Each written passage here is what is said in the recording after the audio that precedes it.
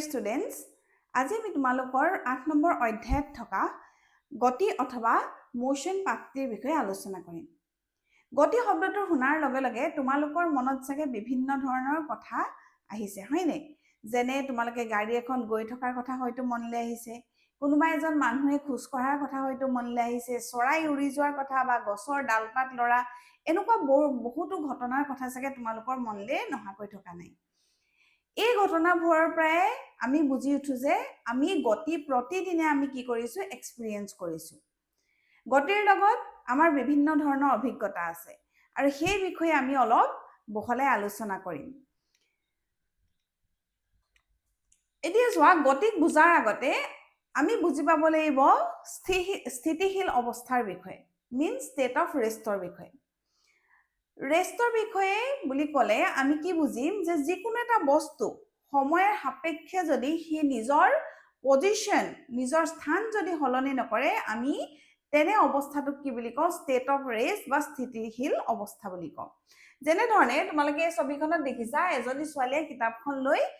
কোনো ধৰণৰ লৰচৰ নকৰাকে বা নিজৰ অৱস্থান সলনি নকৰাকে বহু সময় ধৰি ইয়াত বহি আছে। তেতিয়াহ'লে আমি ক'ব পাৰোঁ যে এই ছোৱালীজনী ৰেষ্টত আছে বা স্থিতিশীল অৱস্থাত আছে। ঠিক একেধৰণে আনখন ফটোত আমি কি দেখিছো যে এজনী ছোৱালী দৌৰি আছে, হয়নে? তাই সময়ৰ লগত কি কৰিছে, নিজৰ অৱস্থান সলনি কৰিছে। তেতিয়াহ'লে এই ছোৱালীজনী কি অৱস্থাত আছে? তাই গতিশীল অৱস্থাত অথবা ষ্টেট অফ মোশ্যনত আছে। একেবাৰে সাধাৰণ কথা। এতিয়া ইয়াত আমি মন কৰো যে মোশ্যন বা গতি বুলিলে আমি কি বুজিম? আমি অলৰেডি গতিশীল অৱস্থা মানে কি পঢ়িছো, তাৰ পৰাই আমি গতিৰ সংজ্ঞাটো পাম যে যিকোনো বস্তুৱে যদি সময়ৰ সাপেক্ষে নিজৰ স্থান সলনি কৰে, সেই অৱস্থাটোকে আমি কি বুলি ক'ব পাৰো, গতি বুলি ক'ব পাৰো। ইয়াত চোৱা, আমি গতিক কেতিয়াবা কি কৰো, কিছুমান ইনডাইৰেক্ট এভিডেন্সৰ সহায়ত আমি অনুভৱ কৰো। যেনে বতাহ বলিছেটো আমি কি কৰো, অনুভৱ কৰো। বতাহ বলিছেটো আমি কি ধৰণে লক্ষ্য কৰো যে গছৰ ডালপাত লৰিছে, হয়নে? বস্তুবিলাক কি হৈছে, বতাহৰ দিশত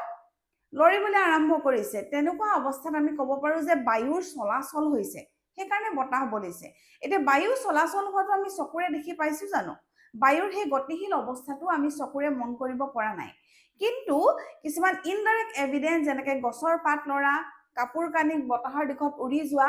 সেই কথাবোৰৰ পৰা আমি গম পাওঁ যে বতাহ বলিছে অথবা বায়ুৰ চলাচল হৈছে। মানে বায়ুৰ যোনবোৰ কণিকা সৰু সৰু, সেই কণিকাবিলাক এঠাইৰ পৰা অইন ঠাইলৈ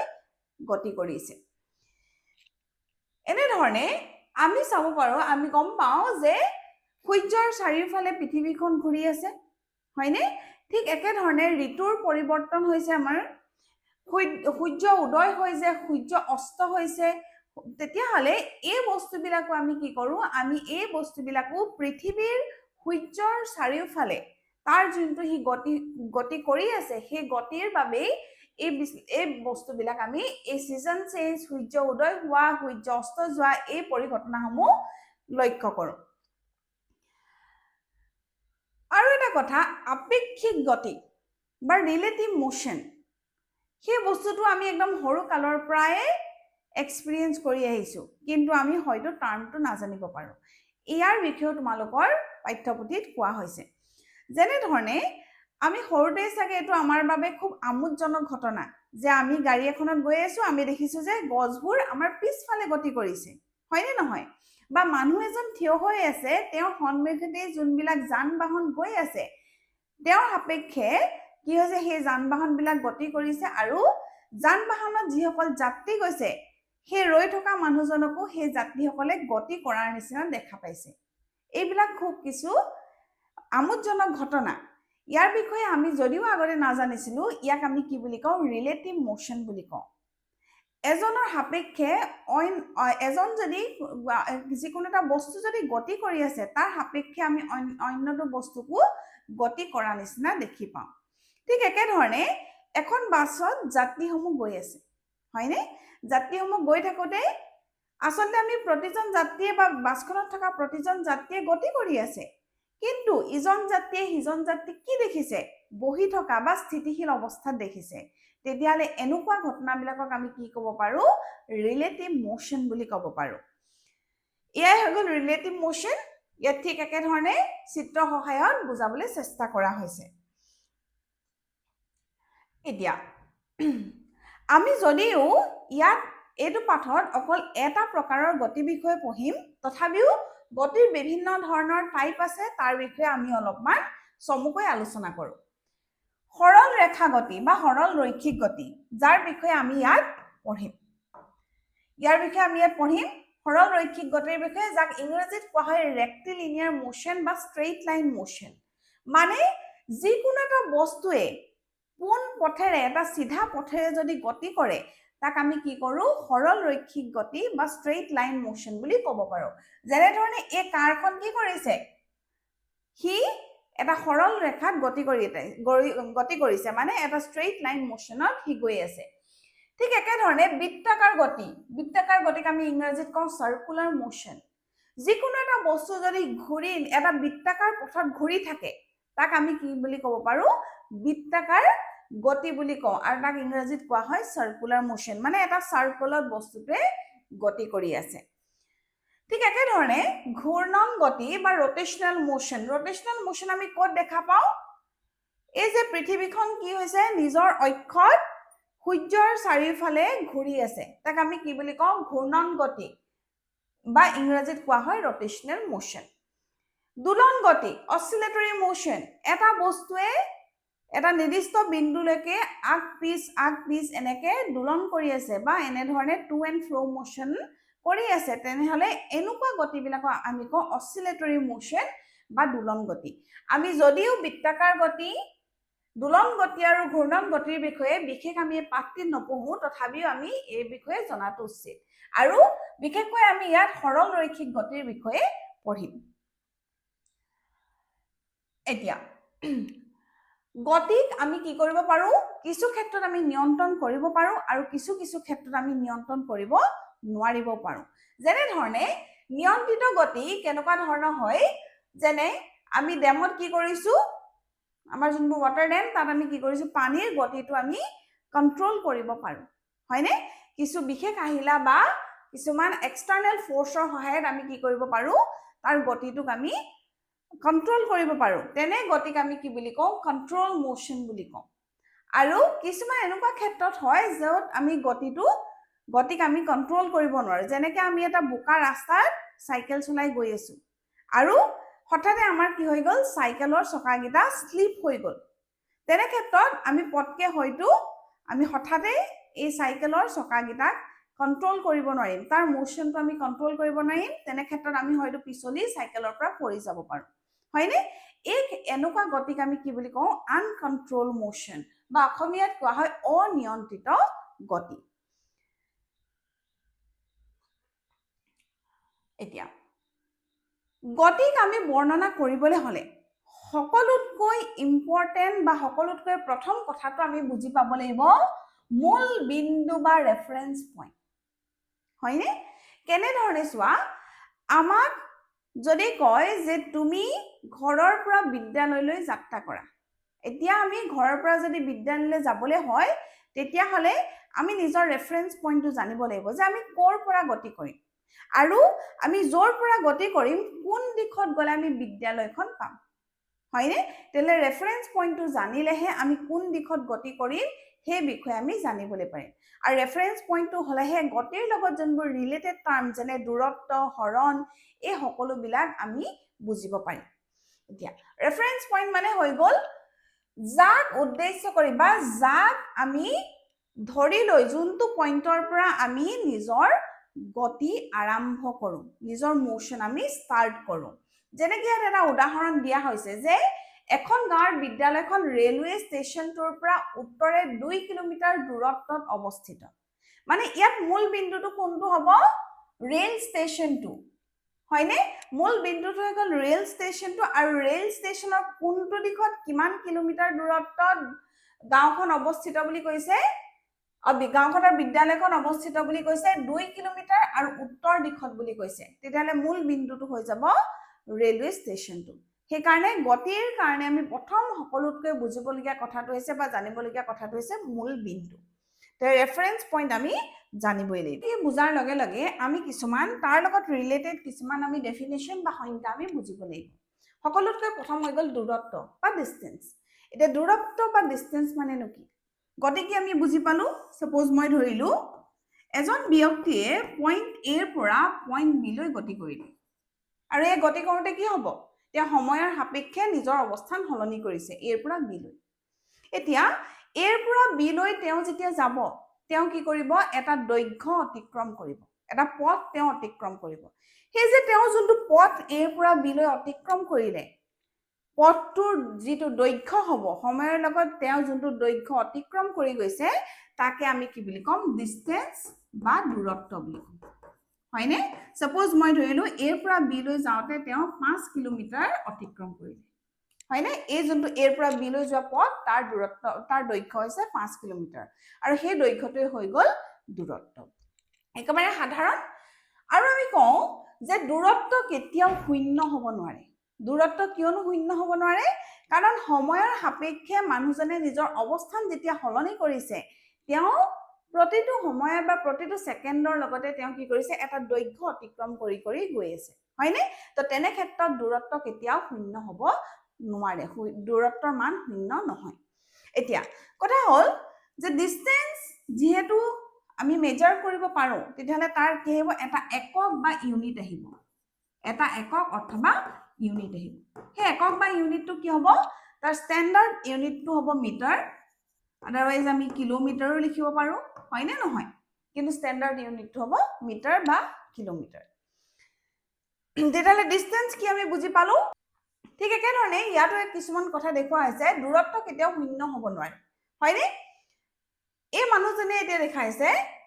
ইয়াৰ পৰা ইয়ালৈ গ'ল আকৌ তেওঁ ইয়াৰ পৰা ইয়ালৈ ঘূৰিও আহিলে হয়নে যদিও তেওঁ একেটা বিন্দুৰ পৰা একেটা পইণ্টৰ পৰা যাত্ৰা আৰম্ভ কৰি আৰু হেতু বিন্দুতে বা হেতু পইণ্টতে তেওঁ যাত্ৰা শেষ কৰিছে তথাপিও কিন্তু তেওঁ সময়ৰ লগত কি কৰিছে এটা পথৰ দৈৰ্ঘ্য অতিক্ৰম কৰিছে মানে আৰু সেই সময়ৰ লগত তেওঁ যোনটো মুঠ পথৰ দৈৰ্ঘ্য অতিক্ৰম কৰিছে হেতুৱে হৈ যাব তেওঁৰ দূৰত্ব ইয়াতো ঠিক একেধৰণে দেখা হৈছে বাস গাড়ীখন ঘূৰি যদি এনেকে এই ঘূৰণীয়া পাথটোতে যদি ঘূৰি থাকে তথাপিও তেওঁ সময়ৰ লগত কি কৰিছে এটা দূৰত্ব অতিক্ৰম কৰি গৈ আছে এতিয়া আহি গ'ল ডিসপ্লেসমেন্ট জানিবলৈ আমি ডিসটেন্স জানিবই লাগিব এটা ডিসপ্লেসমেন্ট মানেনো কি ডিসপ্লেসমেন্টৰ সংজ্ঞাটো হৈছে যে the shortest distance between two points হয়নে মানে যিকোনো দুটা বিন্দুৰ মাজৰ সকলোতকৈ যোনটি ছুটি ৰাস্তা হেতুৱে হ'ব হৰণ বা ডিসপ্লেসমেন্ট এতিয়া আমি যদি স্ট্ৰেইট লাইন মোশন ধৰো আমি যেহেতু স্ট্ৰেইট লাইন মোশন বা সৰলৰৈখিক গতিয়ে ইয়াত পঢ়িম এই মানুহজন এটা সৰলৰৈখিক গতিত এৰ পৰা বি লৈ গতি কৰিছে তেওঁ এই সৰলৰৈখিক গতিত তেওঁ যেতিয়া এৰ পৰা বি লৈ গতি কৰিছে তেওঁ এটোৱে হৈ গ'ল ডিসটেন্স এৰ পৰা বি লৈ তেওঁ এই পথটোত যিমান দৈৰ্ঘ্য অতিক্ৰম কৰিছে হেতুৱে হৈ গ'ল তেওঁৰ ডিসটেন্স বা দূৰত্ব এতিয়া এই স্ট্ৰেইট লাইনটোত এৰ পৰা বি লৈ যাবলৈ আৰু বেলেগ ছুটি ৰাস্তা আছে জানো নাই এৰ পৰা বি লৈ যোৱা সকলোতকৈ ছুটি লাইনটোৱে হৈ গ'ল বা ছুটি ৰাস্তাটোৱে হৈ গ'ল এই স্ট্ৰেইট লাইনডাল সৰল ৰেখাডাল তেতিয়াহ'লে ইয়াৰ ডিসটেন্স আৰু ডিসপ্লেসমেন্ট কি হ'ব একেটাই হ'ব এই গোটেই স্ট্ৰেইট লাইনডালে হৈ গ'ল ইয়াৰ ডিসটেন্সও আৰু লগতে ডিসপ্লেসমেন্টও কিন্তু আমি আৰু এক ধৰণে বুজিব পাৰো যে এৰ পৰা বি লৈ যাবলৈ তেওঁ সাপোজ এটো ৰাস্তা আছে এইফালে কৈও তেওঁ যাব পাৰে হয়নে তেতিয়াহ'লে তেওঁৰ কাৰণে দূৰত্ব এটো হ'ব পাৰে বা এটো হ'ব পাৰে ডিপেন্ড কৰিব যে তেওঁ কোনটো ৰাস্তাইদি বি পইণ্টলৈ গৈছে কিন্তু হৰণৰ ক্ষেত্ৰত হৰণ কিন্তু তেওঁ সকলোতকৈ যোনটো তেওঁ ছুটি ৰাস্তা যোৱাৰ সম্ভাৱনা আছে ছুটি ৰাস্তাৰ সম্ভাৱনা আছে হেতুৱে হ'ব কিন্তু ডিসপ্লেসমেন্ট এৰ পৰা বি লৈ যাবলৈ এটো ছুটি ৰাস্তা নহয় এটো সকলোতকৈ ছুটি ৰাস্তা নহয় সকলোতকৈ ছুটি ৰাস্তাটো হৈছে এই সৰল ৰেখাডাল হয়নে এই সৰলৰৈখিক পথটোৱে হৈছে সকলোতকৈ ছুটি ৰাস্তা আৰু এটোৱে হৈ যাব হৰণ বা ডিসপ্লেসমেন্ট হয় তেতিয়াহ'লে আমি এটা কথা ইয়াত বুজি পাওঁ যে ডিসপ্লেসমেন্ট যিকোনো এটা বস্তুৰ বা যিকোনো এটা গতিৰ আমি যদি ডিসপ্লেসমেন্ট মেজাৰ কৰিবলৈ হয় তেতিয়াহ'লে আমি দিশটো জানিবই লাগিব মানে আমি ক'ৰ পৰা ক'লে গৈছো হেতু নিৰ্ধাৰিত হ'ব লাগিব যদি এটো নিৰ্ধাৰিত নহয় তেতিয়াহলে আমি কোলে গৈছো তাৰ আমি শৰ্টেজ ডিসটেন্সটো উলিয়াব নোৱাৰিম প্ৰাৰম্ভিক বিন্দুটো আৰু অন্তিম বিন্দুটোৰ আমি শৰ্টেজ যোনটো পাথ হেতু আমি উলিয়াব নোৱাৰিম আগতীয়াকৈ হয় নে নহয় হেকাৰণে আমাৰ আগতে নিৰ্ধাৰণ আমি কৰি থব লাগিব যে আমি কোৰ পৰা গতি আৰম্ভ কৰিম আৰু কোত আমি শেষ কৰিম তেতিয়া আমি শৰ্টেজ ডিসটেন্সটো উলিয়াব পাৰিম হেকাৰণে আমি কি বুলি কওঁ যে ডিসপ্লেসমেন্ট বা হৰণ কি হ'ব তাত দিশ থাকিব তাত আমি দিশক কনসিডাৰ কৰিম কিন্তু ডিসটেন্সৰ ক্ষেত্ৰত আমি দিশক কনসিডাৰ নকৰো কিয়নো ডিসটেন্স আমি যিকোনো এটা পইণ্টৰ পৰা আৰম্ভ কৰিলো আৰু সময়ৰ লগত আমি আগবাঢ়ি গৈ আছো তেতিয়া আমি দূৰত্ব অতিক্ৰম কৰি গৈ থাকিম আমাক কোনো আগতীয়াকৈ আমাৰ নিৰ্ধাৰণ হৈ থাকিব নালাগিব যে আমি কোলৈকে যাম আমি যলৈকে নগলে আমি দূৰত্ব অতিক্ৰম কৰিম কিন্তু ডিসপ্লেসমেন্টৰ ক্ষেত্ৰত তেনেকুৱা ধৰণৰ নহয় কিয়নো ডিসপ্লেসমেন্ট হৈ গল যে সকলোতকৈ ন্যূনতম দূৰত্বটো প্ৰাৰম্ভিক আৰু অন্তিম অৱস্থানৰ সকলোতকৈ ন্যূনতম যোনটো দূৰত্ব তাক আমি হৰণ বুলি কওঁ তেতিয়াহলে হে ন্যূনতম দূৰত্বটো বা একেবাৰে শৰ্টেজ ডিসটেন্সটো পাবলৈ হলে আমি আগতেই জানিব লাগিব যে আমাৰ ফাইনেল পইণ্ট কোনটো আৰু আমাৰ ইনিশিয়াল পইণ্ট কোনটো কিন্তু দূৰত্বৰ ক্ষেত্ৰত অকল ইনিশিয়াল পইণ্টটো জানিলে হৈ যাব হেকাৰণে হৰণ কি হয় দিশৰ ওপৰত ডিপেন্ড কৰিব হয়নে আৰু বা দূৰত্ব দিশৰ ওপৰত ডিপেন্ড নকৰে ইয়াত ঠিক একেধৰণে তিনটা বস্তু দেখুৱা হৈছে যে কি ক্ষেত্ৰত দূৰত্ব আৰু হৰণ সমান হয় ক'ত দূৰত্ব বেছি আৰু হৰণ কম হয় আৰু ক'ত হৰণ শূন্য হয় আমি তিনটা কথাই চাও এতিয়া ইয়াত এখন গাড়ী সিৰ পৰা ডি বিন্দুলৈ গতি কৰিছে সিৰ পৰা ডি বিন্দুলৈ এটা ষ্ট্ৰেইট লাইন মোশনত গৈছে যদি এই গাড়ীখন ষ্ট্ৰেইট লাইন মোশনত গৈছে তেতিয়া হলে সি আৰু ডি এৰ মাজত শৰ্টেজ ডিসটেন্স এটোৱে হ'ব মানে হৰণ সি টু ডিও হ'ব আৰু দূৰত্ব সি পৰা ডি লৈকে হ'ব কাৰণ কৈছে যে গাড়ীখন এই ষ্ট্ৰেইট লাইনতে সি পৰা ডি লৈ গৈছে তে দূৰত্ব হ'ব সি ডি আৰু হৰণো হ'ব সি ডি মানে এনে ক্ষেত্ৰত যেতিয়া যিকোনো এটা বস্তু ষ্ট্ৰেইট লাইনত মুভ কৰে ষ্ট্ৰেইট লাইনত গতি কৰে তেনে ক্ষেত্ৰত ডিসটেন্স আৰু ডিসপ্লেসমেন্ট কি হ'ব সমান হ'ব 2 নম্বৰ কেছটো আমি চাও আমাৰ ইয়াত কি দেখাইছে যে ইৰ পৰা জি লৈ এগৰাকী ছোৱালী গতি কৰিছে কিন্তু ইৰ পৰা জি লৈ তেওঁ বহুকেইটা ৰাস্তাইদি যাব পাৰে হয়তো এটো ৰাস্তাইদিও যাব পাৰে হয়তো এফালেও তেওঁ যাব পাৰে ইচ্ছা কৰিলে এনে ক্ষেত্ৰত আমি যদি এটো দিখেদি আমি এটো ৰাস্তাইদি যদি বা এটো পথেদি আমি গতি কৰো তেতিয়াহলে আমি কি গম পাম ইয়াৰ দূৰত্বটো হৈ যাব এই পথটোৰ দৈৰ্ঘ্যটো কিন্তু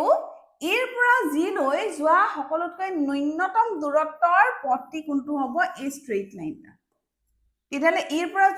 জি লৈ যোৱা এই ষ্ট্ৰেইট লাইনডাল হৈ গল বা এই ষ্ট্ৰেইট পাথটো হৈ গল ডিসপ্লেসমেন্ট আৰু দূৰত্ব যিকোনো হ'ব পাৰে এটো হ'ব পাৰে এটো হ'ব পাৰে বা এটো হ'ব পাৰে এনে ক্ষেত্ৰত যদি এই ছোৱালীজনী ইয়াৰ পৰা এটো পাথত এনেকৈ গৈ ইয়াত পায় তেতিয়াহলে আমি কি বুজিম যে দূৰত্বৰ মান হৰণৰ মানতকৈ ডাঙৰ হ'ব পাৰে ইয়াত চোৱা এই ব্যক্তিজনে এইচ পইণ্টৰ পৰা আৰম্ভ কৰিছে গতি আৰু এইচ পইণ্টতে গৈ পিনি তেওঁৰ যাত্ৰা শেষ কৰিছে তেওঁৰ তেতিয়াহলে প্ৰাৰম্ভিক অৱস্থান আৰু অন্তিম অৱস্থান একে আৰু ডিসপ্লেসমেন্ট মানে আমি কি পঢ়িছো হৰণ মানে আমি কি পঢ়িছো যে প্ৰাৰম্ভিক অৱস্থান আৰু অন্তিম অৱস্থানৰ মাজৰ যোনটো পাৰ্থক্য হয়নে হেতু হৈ গল ডিসপ্লেসমেন্ট শৰ্টেজ ডিসটেন্স হেতুৱে নহব জানো ইয়াৰ মাজত তো ইয়াৰ মাজত শৰ্টেজ ডিসটেন্স কি একেটা বিন্দুতে আৰম্ভ কৰিছে একেটা বিন্দুতে শেষ হৈছে মানে প্ৰাৰম্ভিক আৰু অন্তিম অৱস্থানৰ মাজত কোনো ধৰণৰ পাৰ্থক্য নাই ডিসটেন্সৰ কোনো ধৰণৰ আমি ডিসটেন্স মেজাৰ কৰিব নোৱাৰো তেনে এনে ক্ষেত্ৰত ডিসপ্লেসমেন্ট কি হ'ব 0 হ'ব মানে আমি একেখাৰতে ক'ব পাৰো যে যিকোনো এটা বস্তুৱে যদি বৃত্তাকাৰ পথত কি কৰে গতি কৰে এনে ক্ষেত্ৰত হি একেটা পইণ্টৰ পৰা আৰম্ভ কৰি যদি হেতু পইণ্টতে গৈ তাৰ যাত্ৰা শেষ কৰে তেনে ক্ষেত্ৰত ডিসপ্লেসমেন্ট কি হ'ব হৰণ শূন্য হ'ব আলোচনা কৰা কথাখিনিৰ ওপৰত ভিত্তি কৰি কেইটামান প্ৰশ্ন তোমালোকক দিয়া হৈছে পেজ নম্বৰ 100ত সেই প্ৰশ্নকেইটা আমি কৰো আহা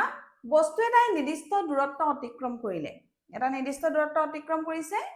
ইয়াৰ হৰণ শূন্য হ'ব পাৰে নে যদি পাৰে তেন্তে তোমাৰ উত্তৰৰ সমৰ্থনত উদাহৰণ এটা দিয়া নিশ্চয়কৈ পাৰে যে হৰণ শূন্য হ'ব পাৰে যদিও এটা বস্তুৱে দূৰত্ব অতিক্ৰম কৰিছে সাপোজ আমি ধৰিছো যে এটা বস্তুৱে পইণ্ট এৰ পৰা পইণ্ট বি লৈ গৈছে মানে আমি ধৰিলো যে পইণ্ট এত মানুহজনৰ ঘৰ আৰু পইণ্ট বিত মানুহজনে বজাৰখন গৈছে হয়নে বিত আছে বজাৰখন এৰ পৰা বি লৈ তেওঁ গৈছে এৰ পৰা বি লৈ গ'ল আকৌ তেওঁ বজাৰ কৰি বিৰ পৰা এ লৈ মানে ঘৰলৈ ঘূৰি আহিল হল তেওঁ যাত্ৰা আৰম্ভ কৰিছে পইণ্ট এৰ পৰা আৰু তেওঁৰ যাত্ৰাটো শেষ হৈছে পইণ্ট এ এনে ক্ষেত্ৰত তেওঁৰ দূৰত্ব কি হ'ব যাওঁতে তেওঁ এ বি দূৰত্ব অতিক্ৰম কৰিলে আৰু তেওঁ ঘূৰি আহোঁতে বি এ মানে বিৰ পৰা এ লৈ ঘূৰি আহিলে এইটো হ'ল তেওঁৰ মুঠ দূৰত্ব কিন্তু এনে ক্ষেত্ৰত হৰণ কি হ'ব তেওঁৰ পইণ্ট এৰ পৰাই যাত্ৰা আৰম্ভ কৰিলে আৰু পইণ্ট এতে তেওঁৰ যাত্ৰা শেষ হৈছে মানে প্ৰাৰম্ভিক অৱস্থান আৰু অন্তিম অৱস্থানটো একেটাই তো তেনে ক্ষেত্ৰত হৰণ কি হ'ব শূন্য হ'ব হয়নে হৰণ হৈ যাব শূন্য এনেকুৱা ধৰণৰ উদাহৰণ তোমালোকে লিখিব পাৰা আৰু বিভিন্ন ধৰণৰ উদাহৰণ আছে তোমালোকৰ নিজৰ ইচ্ছা অনুযায়ী লিখিবা 2 নম্বৰ প্ৰশ্নটো চোৱা খেতিয়ক এজনে 10 মিটাৰ বাহুৰ বৰ্গাকৃতি পথাৰ এখনৰ সীমাৰে 40 ছেকেণ্ডত ভ্ৰমণ সম্পূৰ্ণ কৰে কি বুলি কৈছে এখন বৰ্গাকৃতি পথাৰ এখন সাপোজ বৰ্গাকৃতি পথাৰ আৰু এই বৰ্গাকৃতি পথাৰখনৰ বাহুবিলাকৰ দৈৰ্ঘ্য কিমান 10 মিটাৰকৈ বাহুবিলাকৰ দৈৰ্ঘ্য 10 মিটাৰকৈ হয়নে আৰু এটা ৰাউন্ড কমপ্লিট কৰিবলৈ তেওঁ সময় কিমান লাগিছে 40 ছেকেণ্ড হয়নে এটা ৰাউন্ডত তেওঁ সময় লাগিছে 40 ছেকেণ্ড 2 মিনিট 20 ছেকেণ্ড সময় অতিবাহিত হোৱাৰ পিছত প্ৰাৰম্ভিক অৱস্থানৰ পৰা তেওঁ হৰণৰ মান কিমান হ'ব এতিয়া আমি কেনে ধৰণে কৰিম এই উত্তৰটো এটা পাকত তেওঁ কিমান সময় লাগিছে এটা পাক সম্পূৰ্ণ কৰিবলৈ তেওঁ সময় লাগিছে 40 ছেকেণ্ড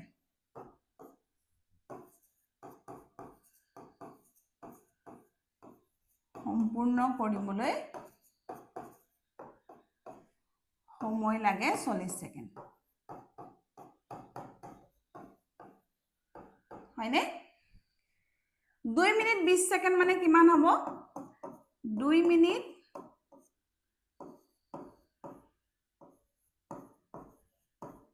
20 ছেকেণ্ড মানে হৈ গ'ল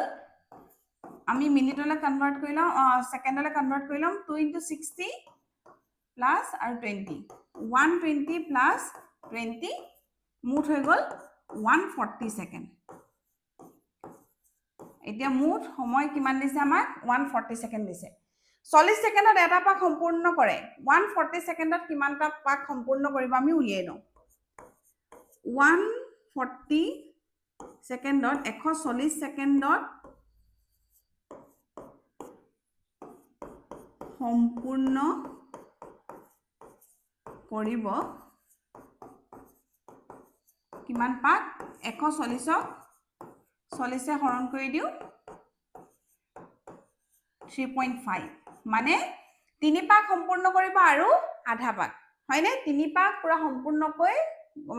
তেওঁ অতিক্ৰম কৰাৰ পিছত আৰু আধা পাক তেওঁ গতি কৰিব তেতিয়া হলে মই সাপোজ ধৰিলো তেওঁ পইণ্ট এৰ পৰা যাত্ৰা আৰম্ভ কৰিলে একৰ নাম দি দিলো A B C D point এৰ পৰা আৰম্ভ কৰিলে এ এৰ পৰা এলৈ এটা পাক আকৌ এৰ পৰা এলৈ দুটা পাক এৰ পৰা এলৈ তিনটা পাক আৰু এৰ পৰা সি লৈ পাওঁতে তেওঁ 3.5 মানে তিনটা আৰু আধা পাক সম্পূৰ্ণ কৰিলে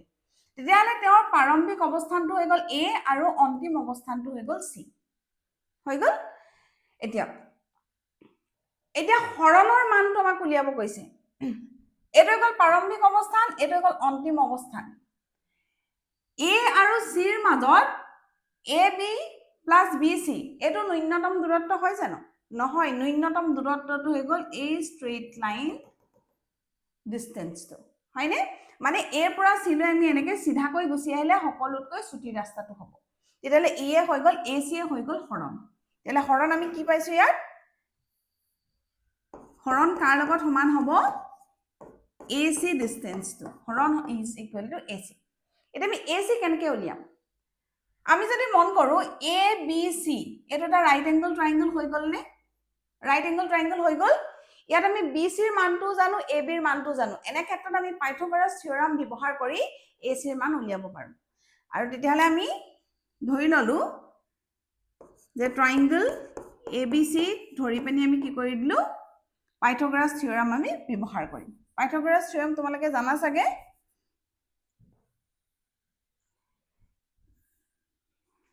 পাইথাগোৰাছ থিওৰামৰ অনুসৰি AC স্কয়াৰ ইকুৱেল টু কি হৈ যাব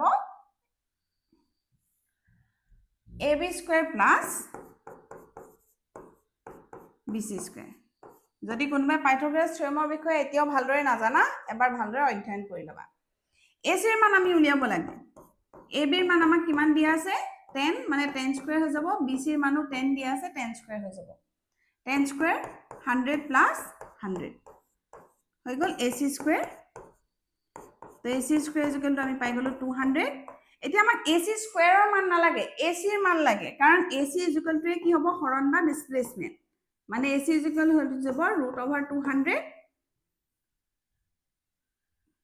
√200 ক আমি আৰু সৰু কৰিব পাৰো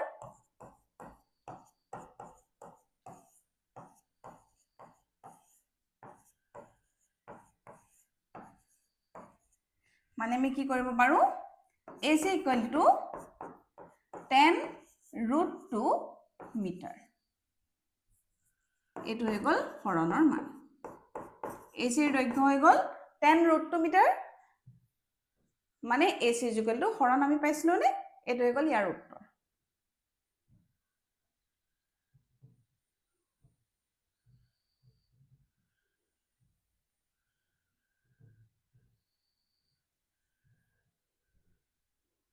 এতিয়া ইয়াৰ পাছৰ প্ৰশ্নটো চাও আহা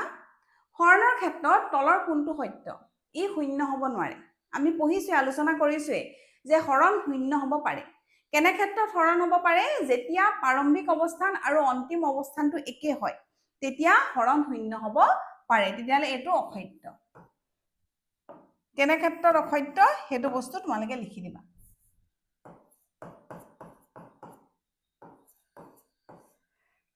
ইয়াৰ মান বস্তুটোৱে অতিক্ৰম কৰা দূৰত্বতকৈ বেছি এটো এটা অসত্য কথা কাৰণ হৰণক কি বুলি আমি বৰ্ণনা কৰিছো হৰণৰ সংজ্ঞা কি যে ন্যূনতম দূৰত্ব হলে হয়তো দূৰত্বৰ লগত হৰণৰ মান সমান হ'ব পাৰে হৰণৰ মান দূৰত্বতকৈ সৰু হ'ব পাৰে বা হৰণ শূন্য হ'ব পাৰে কিন্তু হৰণ কোনো ক্ষেত্ৰতে দূৰত্বতকৈ বেছি হ'ব নোৱাৰে মানখিনি কথাই আমি আলোচনা কৰিলো নেক্সট ভিডিঅত আমি সুষম গতি বিষম গতি ইয়াৰ বিষয়ে আলোচনা কৰিম লগতে ইয়াৰ ৰিলেটেড যিমান বিলাক কোৱেশ্চনছ আছে ইন টেক্সট আমি হেবিলাকো আলোচনা কৰিম থ্যাংক ইউ